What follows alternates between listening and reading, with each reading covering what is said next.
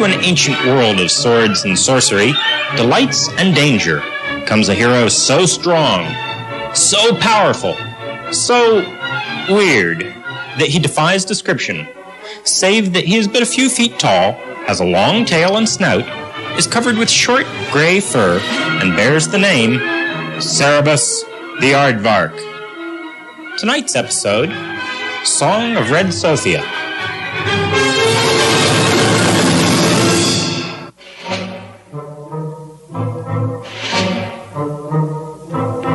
True to his vow, Cerebus reaches the coastal port of Temza before darkness falls again. But there is bad news in the taverns. The Borealan gold mines are said to be failing, and the near-bankrupt government is pressing mercenaries into service on pain of death. Desperation has driven the Aardvark to find a quick source of income to buy him safe passage east.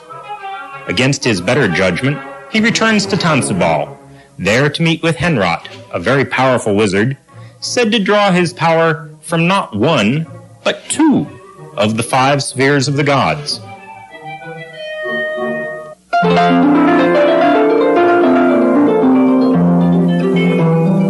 To come to the point, Cerebus, my friend, I am in need of an assassin. Boreala is filled with warriors. Why do you choose Cerebus? I need someone with strength, but I'm also paying for someone with knowledge in the ways of torture. The intended victim must suffer before his death. And what makes you think Cerebus is this someone? My herbs, my crystal, all indicate that you are a man, Aardvark, of your word. If you promise to make him suffer, your payment will be a sack of Borealan gold. Assassin. The word is an ugly one to the Earth Pig, but a quick escape from Boreala is imperative. Very well, I'll do it. It takes but a short while for the wizard to gather the provisions necessary for his newly hired assassin's task, and he places them in the form of a huge, overstuffed bundle squarely on the stout little Aardvark's back. Clovis's spine, this is heavy. There, that looks like you have everything. Oh, but there's one more thing I should mention. My daughter, Red Sophia, will accompany you. She herself must watch the man die, slowly. You see, he has besmirched her honor, and therefore must suffer the penalty. You will doubtless appreciate my company, short gray one. A number of choice rejoinders occur to the disapproving Earth Pig. Visions of Borealan gold serve, however, to still his tongue. You needn't worry about her. She's quite handy with that sword. Goodbye, Father. Goodbye, Sophia. Terror be with you, Cerebus. Clovis's toenails. Why did Cerebus get talked into this mess? Daughter, indeed. Cerebus should never have returned to Tansubal.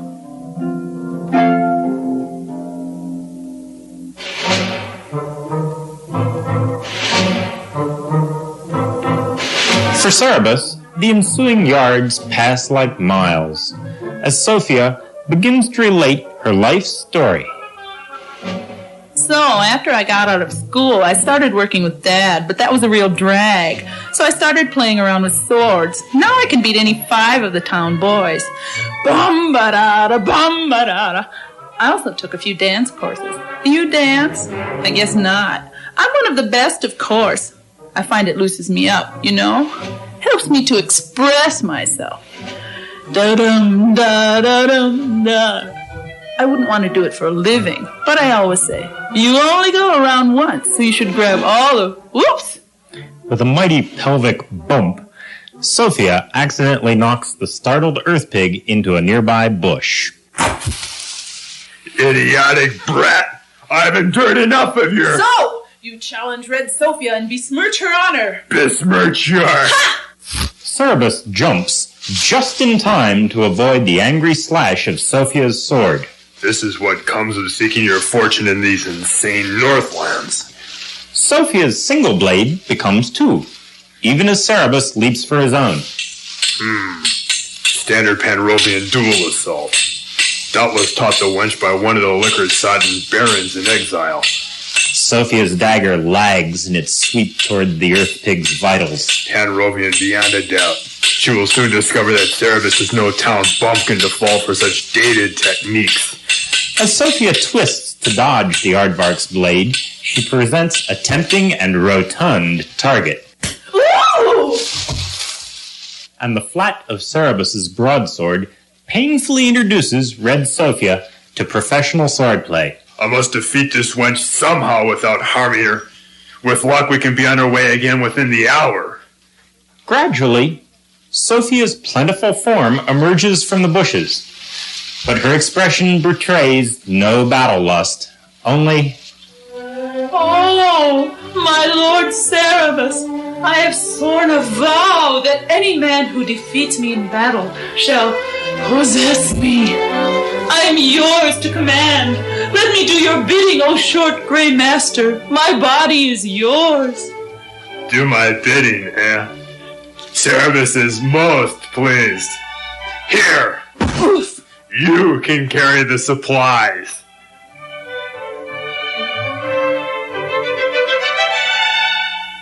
Just before sunset, as Cerebus and Sophia reach the top of a grassy hill, a welcome sight reaches their eyes. A tavern. Tarum, I could use an ale. And minutes later, Oh, short gray lord, partake of my cup of love.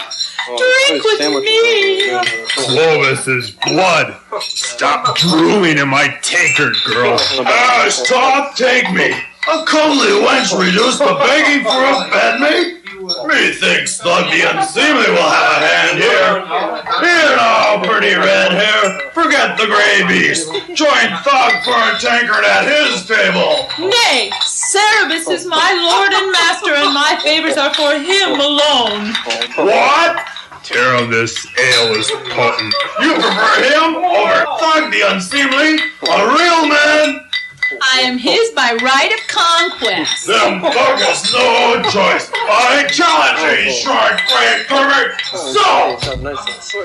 Cerebus hits the floor with a resounding thump, an iron resolve to pay closer attention to Sophia's conversations. My lord Cerebus will best you with ease, you overblown and brainless lout. I should have had the wench fitted with a muzzle.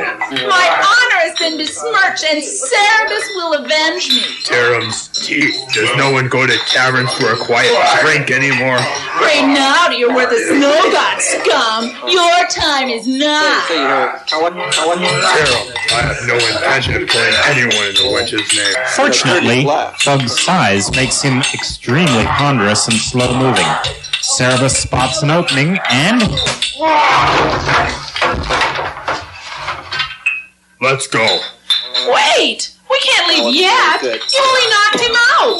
My honor has been besmirched. You have to. Will you stop? My honor is at stake here. You've got to go back in. Perhaps if your honor is of such importance, you should avenge it yourself. All right, I will. Tarum, take me for a vagrant. She's going back in. Now I have to go in and save her from...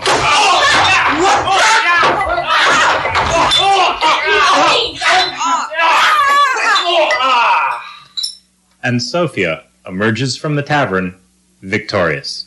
Come on, dear heart. I still have to pitch the tent and make dinner. Clovis's beads.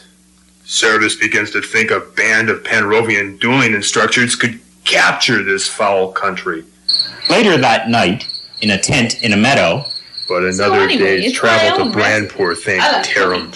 Cerebus has almost forgotten what silence sounds like. Clovis's molars. I'm not looking forward to this task. Torture? Bah. There's no sanity in this world. Wizards buying warriors. Over-endowed females taking up my time in useless revenge. Why Cerebus has to be the one to... What in Tarum's name is this stuff?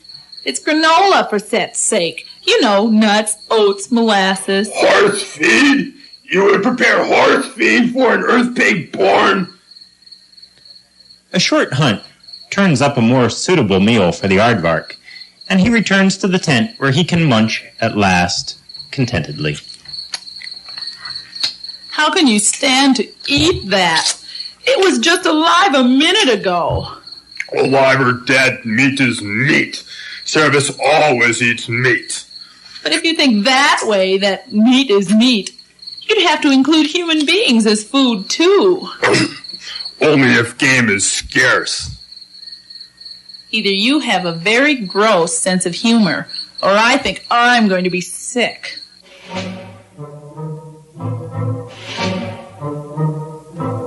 The following morning, no longer encumbered by the supplies for which they intend to return, Sophia and Cerebus make better time towards Brandpur. I can't understand it. You beat me in battle, and yet you won't let me serve you.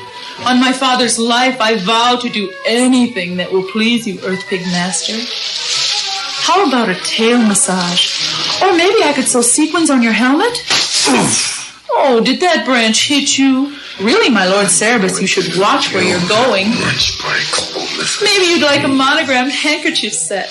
There appears to be method in Henrot's madness. A sack of gold is a small price to pay for a few days of quiet and safety.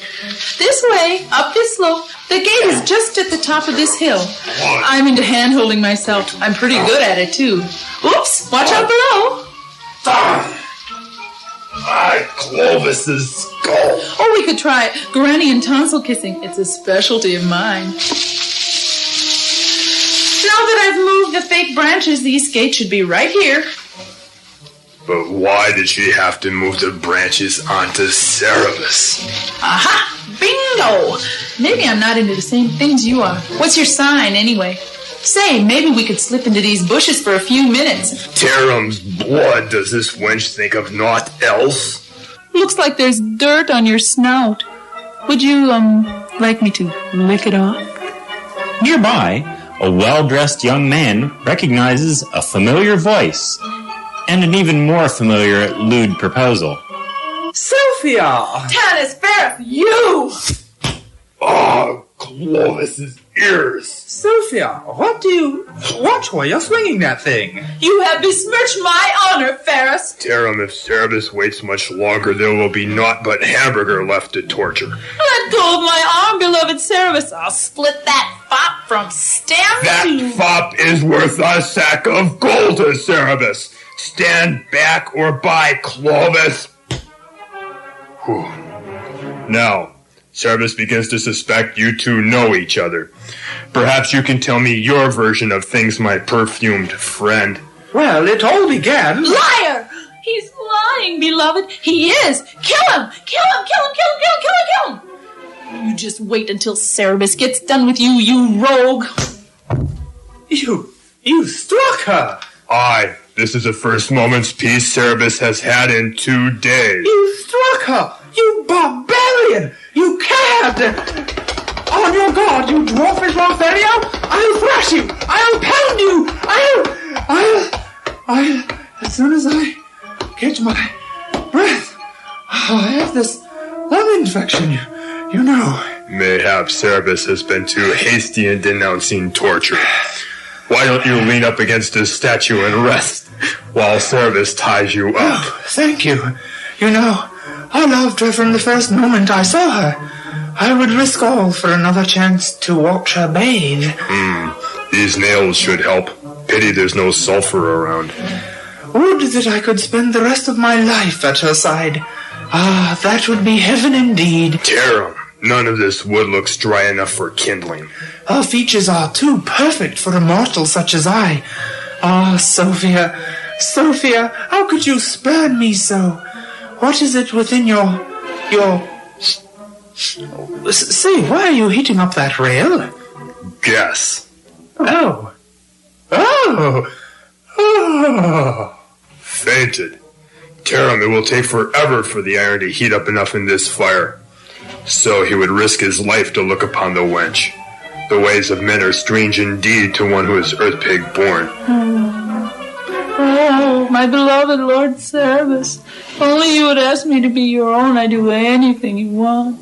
I'd do anything my Lord Cerebus demands. And I have to listen to such drivel all the way back to Tonsu Ball. Heaven, he calls it. Being at the wench's side is more suffering than Cerebus. Mayhap Cerebus has just found one solution for two problems.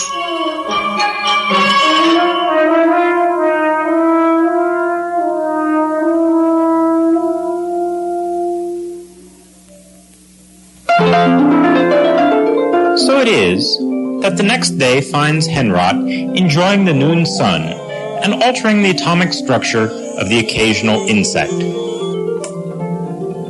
But there is something amiss. Something he has trouble putting a wizardly finger on. The Earth Pig returns, but no Sophia. Can it be that... No? The indicators were too strong. If he agreed to bring suffering to Tanis Ferris, he has done so. Good morrow to you, Aardvark. Have you, done as I asked? Aye, your friend faces suffering too horrible for even an Earth Pig to contemplate. Here is your sock of gold, then. If I might make so bold, are you sure he is suffering? Suffice to say, Cerebus would not want to be in Ferris's place. Now, if you... But, my daughter, where is Red Sophia? I told her she would make Cerebus very happy if she married Ferris. She did that for you? Red Sophia will do anything for Cerebus. But I have no doubt that the marriage of your daughter and Ferris will last many years. And if you can think of greater suffering than that, you are welcome to try them out, Henrot, on your new son-in-law.